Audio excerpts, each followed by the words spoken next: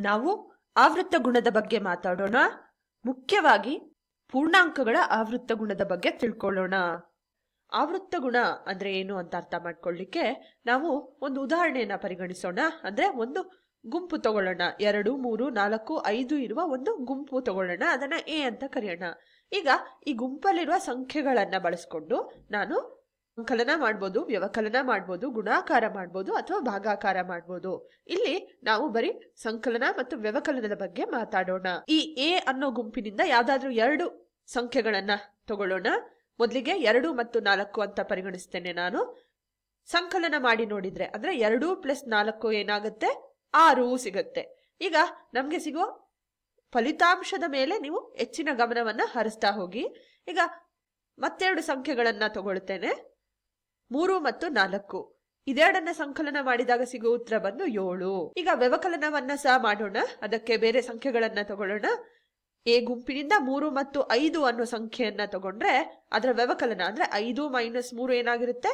2 ಆಗುತ್ತೆ. ಇದನ್ನ ನಾನು 3 - 5 ಅಂತ ಕೂಡ ಮಾಡ್ಬೋದಿತ್ತು. ಆಗ ನಂಗೆ ಸಿಕ್ತಿದ್ದ ಉತ್ತರ ಒಂದು -2. ಈಗ ನೀವು ಫಲಿತಾಂಶದ ಕಡೆ ಗಮನ ಹರಿಸಿದ್ದೀರಾ ಅಂತ ಅನ್ಕೊಳ್ತೇನೆ.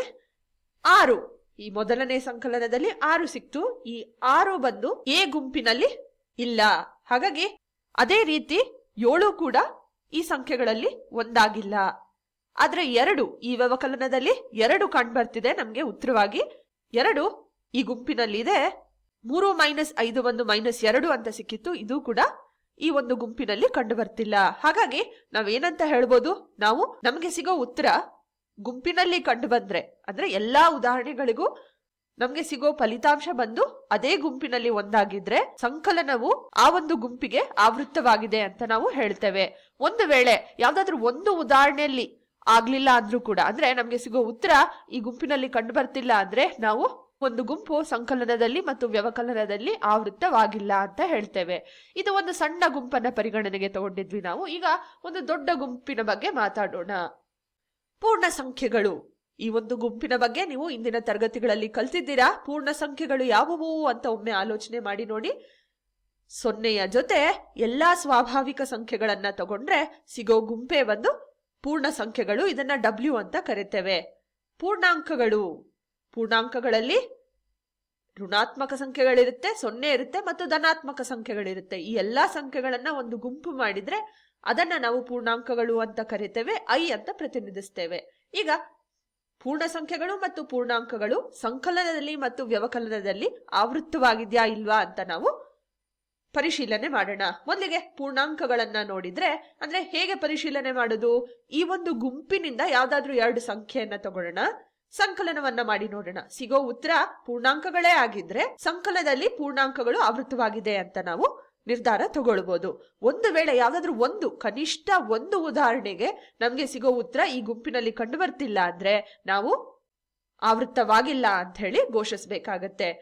ಯಾವ್ದಾದ್ರು 2 ಉದಾಹರಣೆಯನ್ನ ತಗೊಳ್ಳೋಣ. ಈ ಗುಂಪಿನಿಂದ 5 ಮತ್ತು -2 ಒಂದು ಧನಾತ್ಮಕ ಸಂಖ್ಯೆ, ಒಂದು ಋಣಾತ್ಮಕ ಸಂಖ್ಯೆಯನ್ನ ಪರಿಗಣನೆಗೆ ತಗೊಂಡಿದ್ದೇವೆ. ಸಂಕಲನ ಮಾಡ್ತಾ ಇದ್ದೇವೆ. ಪ್ಲಸ್ ಇಂಟು ಮೈನಸ್ ಬಂದು ಮೈನಸ್ ಆಗುತ್ತೆ. ಹಾಗಾಗಿ 5 - 2 ಎರಡನ್ನ 5ರಿಂದ ಕಳೆದ್ರೆ ನಮ್ಗೆ ಸಿಗೋ ಉತ್ತರ ಬಂದು 3. 3 ಒಂದು ಧನಾತ್ಮಕ ಸಂಖ್ಯೆ. ಇದು ಖಂಡಿತವಾಗ್ಲೂ ಈ ಗುಂಪಿನಲ್ಲಿ ಕಂಡು ಬರುತ್ತೆ. ಮತ್ತೊಂದು ಉದಾಹರಣೆಯನ್ನ ತಗೊಳ್ಳೋಣ. -4 -1 ಎರಡೂ ಕೂಡ ಋಣಾತ್ಮಕ ಸಂಖ್ಯೆಗಳಾಗಿದೆ. ಇದನ್ನ ಸಂಕಲನ ಮಾಡಿದ್ರೆ ನಮ್ಗೆ -4 - 1 -5 ಉತ್ತರವಾಗಿ ಸಿಗುತ್ತೆ. ಇದು ಕೂಡ ಈ ಒಂದು ಗುಂಪಿನಲ್ಲಿ ಒಂದು ಸಂಖ್ಯೆಯಾಗಿದೆ. ಮತ್ತೊಂದು ಉದಾಹರಣೆಯನ್ನ ನೋಡೋಣ. 2 ಮತ್ತು -2 ಅನ್ನೋ 2 ಸಂಖ್ಯೆಗಳನ್ನ ತಗೊಂಡಿದ್ದೇವೆ. ಎರಡೂ ಕೂಡ ಪೂರ್ಣಾಂಕಗಳೇ. 2 - 2 ಬಂದು 0. 0 ಖಂಡಿತವಾಗ್ಲೂ ಪೂರ್ಣಾಂಕಗಳಲ್ಲಿ ಒಂದು ಸಂಖ್ಯೆ ಆಗಿರುತ್ತೆ. ಈಗ ವ್ಯವಕಲನದಲ್ಲಿ ಇದೇ ಸಂಖ್ಯೆಗಳು ಹೇಗೆ ಉತ್ತರವನ್ನ ಕೊಡುತ್ತೆ ಅಂತ ನೋಡೋಣ ಬನ್ನಿ. 5 -2 ಮೈನಸ್ ಇಂಟು ಮೈನಸ್ ಬಂದು ಪ್ಲಸ್ ಅಂತ ನಮ್ಗೆ ತಿಳಿದಿದೆ. ಹಾಗಾಗಿ ಇಲ್ಲಿ 5 + 2 ಮಾಡಿದ್ರೆ ನಮ್ಗೆ ಸಿಗೋ ಉತ್ತರ 7. ಇದು ಒಂದು ಧನಾತ್ಮಕ ಪೂರ್ಣಾಂಕ. ಇದು ಈ ಗುಂಪಿನಲ್ಲಿದೆ. -4 -1 ಇಲ್ಲಿ -4 + 1 ಅಂತ ಅರ್ಥ. ಹಾಗಾಗಿ -3 ಸಿಗುತ್ತೆ. ಇದು ಒಂದು ಋಣಾತ್ಮಕ ಸಂಖ್ಯೆ. ಇದು ಕೂಡ ಈ ಗುಂಪಿನಲ್ಲಿದೆ. 2 -2 2 + 2 ಆಗುತ್ತೆ. ಹಾಗಾಗಿ ನಮ್ಗೆ ಸಿಗೋ ಉತ್ತರ 4. ಇದು ಖಂಡಿತವಾಗ್ಲೂ ಪೂರ್ಣಾಂಕಗಳ ಗುಂಪಿಗೆ ಸೇರಿದೆ. ಹೀಗೆ ನಾವು ಹಲವಾರು ಉದಾಹರಣೆಗಳನ್ನ ತಗೊಂಡು ನೋಡ್ಬೋದು. ಪ್ರತಿ ಸರಿ ನಮ್ಗೆ ಸಂಕಲನದಲ್ಲಿ ಮತ್ತು ವ್ಯವಕಲನದಲ್ಲಿ ಪೂರ್ಣಾಂಕಗಳು ಆವೃತ್ತವಾಗಿದೆ ಅಂತ ತಿಳಿದು ಬರುತ್ತೆ. ಅಂದ್ರೆ ನಮ್ಗೆ ಸಿಗೋ ಉತ್ತರ ಯಾವಾಗ್ಲೂ ಈ ಗುಂಪಿನಲ್ಲಿ ಒಂದು ಸಂಖ್ಯೆ ಆಗಿರುತ್ತೆ. ಈಗ ಪೂರ್ಣ ಸಂಖ್ಯೆಗಳಲ್ಲಿ ಏನಾಗುತ್ತೆ ಅಂತ ನೋಡೋಣ ಬನ್ನಿ. 2 ಪೂರ್ಣ ಸಂಖ್ಯೆಗಳನ್ನ ತಗೊಳ್ಳೋಣ. ಮೊದಲಿಗೆ 1 ಮತ್ತು 2 ಅಂತ ತಗೊಂಡು ಅದನ್ನು ಕೂಡಿಸಿದ್ರೆ ನಮ್ಗೆ ಸಿಗೋ ಉತ್ತರ 3. 3 ಒಂದು ಪೂರ್ಣ ಸಂಖ್ಯೆ. 4 + 3 7 ಆಗುತ್ತೆ. ಇದು ಕೂಡ ಒಂದು ಪೂರ್ಣ ಸಂಖ್ಯೆ. ಇದೇ ರೀತಿಯಲ್ಲಿ ನಾವು ಯಾವ್ದಾದ್ರೂ 2 ಅಂದ್ರೆ ಅತಿ ದೊಡ್ಡ ಸಂಖ್ಯೆಯನ್ನ ಬೇಕಾದ್ರೂ ಪರಿಗಣನೆಗೆ ತಗೊಳ್ಬಹುದು. ಅಂದ್ರೆ 0 + 100 ಅಥವಾ 1000 + 2000 ನಮ್ಗೆ ಸಿಗೋ ಉತ್ತರಗಳು ಯಾವಾಗ್ಲೂ ಮತ್ತೊಂದು ಪೂರ್ಣ ಸಂಖ್ಯೆನೇ ಆಗಿರುತ್ತೆ. ಹಾಗಾಗಿ ಸಂಕಲನದಲ್ಲಿ ಪೂರ್ಣ ಸಂಖ್ಯೆಗಳು ಖಂಡಿತವಾಗ್ಲೂ ಆವೃತ್ತವಾಗಿರುತ್ತೆ.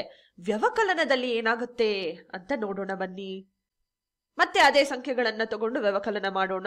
1 - 2 -1 ಸಿಕ್ತು. ಇದು ಒಂದು ಋಣಾತ್ಮಕ ಸಂಖ್ಯೆ. ಋಣ ಸಂಖ್ಯೆಗಳು W ಗುಂಪಿನಲ್ಲಿ ಇಲ್ಲ. ಹಾಗಾಗಿ ಮತ್ತೊಂದು ಉದಾಹರಣೆಯನ್ನ ತಗೊಳ್ಳೋಣ. 4 - 3 1. 1 ಬಂದು ಪೂರ್ಣ ಸಂಖ್ಯೆಗಳ ಗುಂಪಿನಲ್ಲಿ ಇದೆ. ಆದ್ರೆ ಕನಿಷ್ಠ ಯಾವ್ದಾದ್ರೂ ಒಂದು ಉದಾಹರಣೆಗೆ ನಮ್ಗೆ ಸಿಗೋ ಉತ್ತರ ಗುಂಪಿನಲ್ಲಿ ಕಂಡು ಬಂದಿಲ್ಲ ಅಂದ್ರೆ ನಾವು ಆವೃತ್ತವಾಗಿಲ್ಲ ಅಂತ ಘೋಷಿಸಬೇಕಾಗತ್ತೆ. ಆದ್ರಿಂದ ನಾವೇನಂತ ಹೇಳ್ಬೋದು, ಪೂರ್ಣ ಸಂಖ್ಯೆಗಳು ಸಂಕಲನದಲ್ಲಿ ಆವೃತ್ತವಾಗಿದೆ, ಆದರೆ ವ್ಯವಕಲನದಲ್ಲಿ ಆವೃತ್ತವಾಗಿಲ್ಲ ಅಂತ ಹೇಳ್ತೇವೆ.